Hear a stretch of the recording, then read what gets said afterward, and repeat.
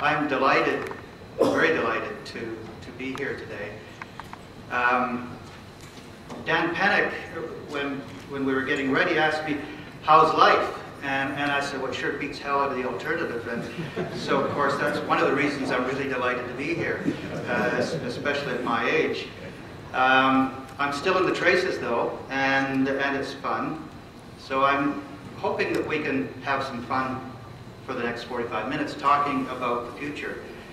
And the future is basically Quo Vadis, basically where to from here, the living soil and society. And I will try to be sure. I think I'm to be done by when? 45 minutes at most? Take your time. Take my time? Okay. You should never tell a prof to take his time.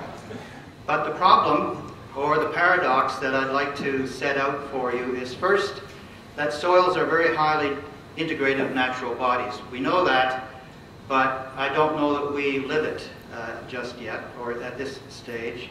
They have strength, but that strength is also their vulnerability. There's a vast array of professions and disciplines that use soils or soils knowledge in their work, and that is, of course, a great strength, but that's, I think, part of our current vulnerability. Are those connections that we have to all those other professions really like rings spreading out in water when you drop a stone in it, with a core of unified knowledge at the middle, or are they forces for fragmentation? So, the question then being is, will those multifaceted importance of soils fragment the disciplined understanding of soils? So here's the outline, and I'll talk a little bit about soils knowledge and how it's used, some questions about soils, some of the knowledge needs, if you will, users of soil knowledge, and then Quo Vadis at the end. And I must apologize because when you start into this subject, there's a bunch of related words and ideas. One is soil science, another is soil scientist, a third is soil, the fourth is soils knowledge. And when I looked over this again this morning, I discovered I jumbled all those together. So I hope I don't confuse you by talking at times about soil scientists and at other times about soils knowledge and so forth. And the message I would like to leave with you is that the future is what we invent. And the future of soil science is whatever we decide we want to make it. So you can sleep for about 40 minutes and we'll come back to this. So here we go with this ripples of knowledge business. I couldn't resist, I really couldn't, because I discovered how to do this animation thing on PowerPoint. So here we've got our little nugget of knowledge in the middle, and we've got soils knowledge, and out from it springs agronomy, and we all accept that. And I think that we do see this movement out from soils knowledge into the engineering community fairly obviously, certainly in Alberta, but it's all over the world. Followed then, I think, by biology and ecology, then followed by, in my view, not necessarily correct, geology and geosciences, and then followed finally and more distantly by genetics or molecular biology, whichever you would like to call it. But the knowledge about soils does reach all of those. And that is important for us, and it is important for them, and it is important for the way our society is developing.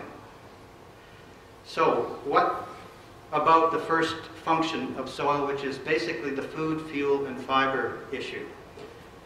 So we can then think about climate. And with thinking about climate, we can argue that it's going to be drier and warmer and wetter and more variable. It's interesting that it can be both drier and wetter as well, but that's true. It will be depending on where you're at.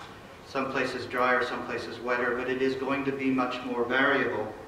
And of course, soils remember, as we all know, and they incorporate into them the history of their past and the history of their past environments, and those environments are going to start to change. They already have started to change.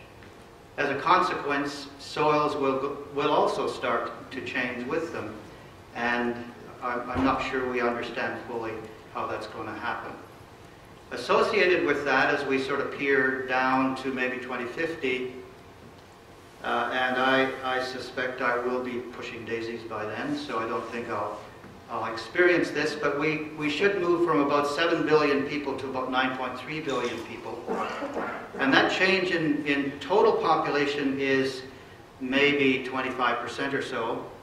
Well, it's more than 25%. But it's not 100%, obviously. But the change in demands that that population is going to place on soils and other natural resources is way, way higher than the change in the total population. Because the demands of each individual will increase from circumstances in many places of the world now where individuals have very little access to food, very little access to amenities that we consider normal and standard, and they're going to start to demand those amenities. And that is going to require greater demands for food and much greater demands for meat and dairy products. And those combined increase substantially the demand on land resources. So in terms of human energy demand, it's projected to increase from 2012 at about 8 times 10 to the 16th joules to about 1.3 times 10 to the 17th joules by 2050, which is almost a doubling. In terms of global energy demand, and I should point out that the human energy demand, this is just for humans' consumption, not their cars and contraptions. Global energy demand, about 510 exajoules now, and an exajoule is about 10 to the 18th joules, increasing to somewhere between 600 and 1,000 exajoules by 2050. And of that, a significant component may come from, we do not know if it will, but may come from bioenergy crops, from agriculture and forestry wastes, and from processing wastes. And one way or other, all of those are going to connect to the soils, either in producing the lignocellulosic material in the first place, or in dealing with some of the wastes, or not dealing with those wastes if they happen to be removed from the cycle back into soils, and so forth. Or from the subsequent byproducts of the waste. For example, if you get methane from manure, you still do have a solid at the end of the day. And if you're going to have that increase in cycling of material and in growth of plants and all the rest of it, you do need an increase in nutrients, and I've used only nitrogen because it's familiar to us all and more familiar to me than other elements. Currently, the global demand is about 1.4 times 10 to the 8th tons, and that's expected to increase to about 2.2 times 10 to the 8th tons by 2050. Again, not quite a doubling, but greater than the proportional increase in the human population. The waste treatment and resource recovery business is going to increase as a result, one, of the greater need for energy, and two, the greater need for food, and the use of products produced from land as an energy source in some cases. Interestingly, on a global basis, which is the biggest single source of household energy? Is it coal, natural gas, or bioenergy? Bioenergy being manure, wood, grass, straw, roots. Which of those is it? Well, what about bioenergy? Right, that currently is the single biggest domestic source of energy, and it is in many cases doing a lot of harm to the landscape. So as this intensity increases, there will in fact be a greater concern over bioenergy and also carbon storage, and some of these things will in fact be mutually reinforcing and beneficial.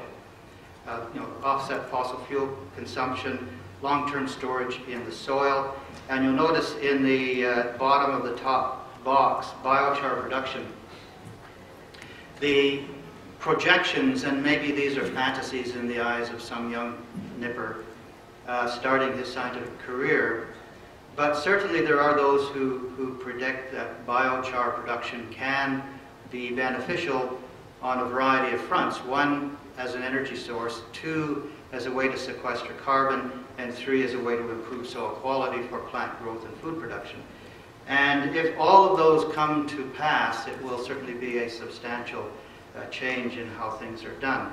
Currently, we have none of the supply chain in place to make that happen. Currently, we don't have the research results in place to indicate that it can happen, but there are folks in the world thinking about how to make that happen as a way to store carbon in soils. Another one that Ross has already alluded to, but Ross didn't use any dirty pictures, is remediation of disturbed lands. Certainly, the soil scientist component to this is substantial. A connection to engineering is substantial, and the problem is severe and widespread. And if we take a look at this from a provincial standpoint, the energy and other resource extraction industries are not going away.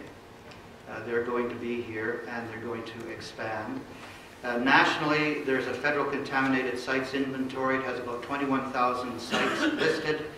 Of those, 7,000 are confirmed to be contaminated, 6,000 are suspected of being contaminated, and 9,000 are closed, either because there is essentially no contamination, or they have been dealt with, or for other reasons. And internationally, we also have the whole business about degraded lands and climate change, concerns about desertification, concerns about loss of soil quality as a result of climate change, or improvement in soil quality as climate changes. We need to keep both sides of that coin in mind. And of course, the increase of contaminated sites and industrial development. I haven't been to Nigeria. I have heard a lot of stories about Nigeria and the oil industry in Nigeria. And it sort of makes me wonder just what's going on there, that I get these images of oil all over the countryside to the point that people are killed when lines are breached to get at it, and it spills and sets on fire. So, I don't know how much that goes on. I don't know the extent of it, but if it's anything like what I'm imagining it to be globally, there's a big opportunity for some skilled soils people. And remediation of disturbed lands, just some images, courtesy Van Nath, some oil sands reclamation work. And on the right-hand side, courtesy of Julie Raw, who did her PhD in Edmonton, was with Imperial Oil for a period, and has moved to Quebec.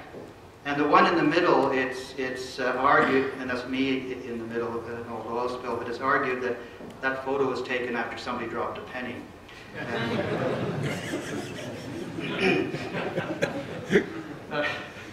I hadn't yet got in after it, but I knew where I was going. And urban agriculture, and I was interested in Ross's slide respecting growth of Calgary.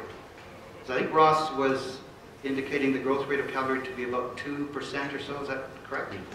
Pardon me? 3 and 4.5. 3 and 4.5, even more.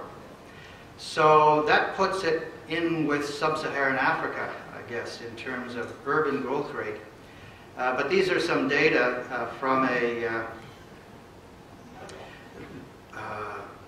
FAO source. They're 2006 data, so they're out of date by 6 years. But it does indicate, one, the degree of urbanization across the world, and two, the rate at which urban populations are growing. And if you take a look at the world on the bottom, the global average is about 2.2%, and the population that's urban is about 49%. Actually, Canada is one of, and Australia, two of the more highly urbanized countries in the world. Some of the developing countries, Southern Asia, Sub-Saharan Africa, for example, are not very highly urbanized. They do tend to have reasonably high populations, and they have also got a reasonably high growth rate for those urban populations. That shift from rural to urban is important for a whole host of reasons, and we don't have time now to get into that. China, in the last decade or so, has experienced the biggest transfer of people from rural to urban areas that the world has seen. And that has resulted, of course, in transformation of urban areas, but it is also transforming rural areas as well. And this slide talks about urban agriculture, which you might think to be trivial. And in Alberta, probably it is. No, in Alberta, it is, period. In other parts of the world, it is not. And again, I'm not well informed about these things, but I think about them. And I hear about problems of poverty in urban areas in many, many parts of the world, especially in favelas in Brazil, for example, in slums encircling cities elsewhere, for example. Largely populated by people who came from rural areas. And I find it interesting to imagine, why did they leave a rural area where they might have been able to feed themselves and migrate to an urban area where they don't have any land resources and have a real difficulty getting into the cash economy in order to generate money to buy the food that they might have had access to previously. Well, I don't know that they had access to food previously, so it could be a problem in that line of thinking. But increasingly, we are starting to see agricultural activities growing up around these cities. And those agricultural activities, of course, are really important to providing food to people who live in those cities. And here's one picture of an example of this outside a city in Africa. So this discussion about urban agriculture is starting to show up in urban planning and architecture literature. So it is not just in the developing world that we see it. It's happening all over the place. Vancouver, for example, is talking a lot about urban agriculture. Interestingly, it's not the agrologists who are talking about it so much as urban planners, architects, and so forth. This fits in with this discussion that you hear about local foods. I don't know whether that's a big discussion in this part of Alberta or not, but certainly it is in large parts of BC. But of course, once you cross the mountains, all sorts of things change. Food security, another issue of considerable importance to a whole bunch of people. The post-material ethic, and I didn't invent the term, so don't blame me for it if you don't think we've gone beyond the material ethic. Sometimes I think we have not, but there's a suggestion that we've crossed over into a different ethos. Urbanizing developing economies and things of this sort, all starting to lead to that interest in, can we produce food closer to home? And I have a good colleague in Prince George, actually, who regales me with stories about how we could do this in Prince George. And how many of you have been to Prince George first? Good. So you know whereof I speak. It's a bit north, and it's in the middle of the forest, and its soils are either gravel or clay. There's nothing much in between. And of course, it's a city of about 75,000 people, and I love it. We've been there for 12 years, and set our roots down there. But it isn't a big place, and it has very little history of agriculture, although it had a history of agriculture much more robust than the current agricultural practice. But he keeps telling me that I can go out in the bush and I can get buckets of blueberries, and I can do all sorts of interesting stuff with those blueberries, including making wine. And there's folks making wine out of birch sap. He talks about growing berries and food in his backyard and selling them locally to local folks and all the rest of it. And he argues that you can actually make a bit of money doing this. And he's very passionate about it, and so passionate that I've come to think maybe he's right. Because coming from an agricultural background, it isn't got 6 sections, it's not viable. But he's talking about his backyard vegetable garden. And so the scale is very, very different, the approach is very, very different, and so forth. And with that change in scale, and I'm sensitive to time, so I best not run off too far, but with the change in scale comes a big change in the knowledge base that you need. And this came home to me in January of this year when I was giving the soils portion of a course at UNBC called the Master Gardener course. And I made it clear that I don't know anything about gardening, so don't invite me to that thing, but they wanted somebody who knew something about soils, and they thought maybe I did. So I went, and I'd done it last year and did it again this year. But this year it became really clear to me that what gardeners are interested in is very, very different kind of knowledge, very, very different detail of knowledge than is of interest to a grain producer in Alberta. And all soils knowledge, but it's a very different subset of that soils knowledge. Because we're into, in that realm, into making soil, if you will, into really modifying it in a big way, in ways that you wouldn't ever dream of doing on a commercial agricultural basis. So there's a whole bunch of things going on here. There's a transformation taking place globally that I think really has some interesting things to say about what sort of knowledge we need for the future. But these things can create all sorts of ecosystem damage as well in terms of disease vectors, organisms getting away, sediment, nutrients. There's urban agricultural certificates. University of Guelph offers 1 or 2, I'm not sure which. And of course that's going to certainly have a big emphasis on soil biology and the recycling of urban wastes through soils.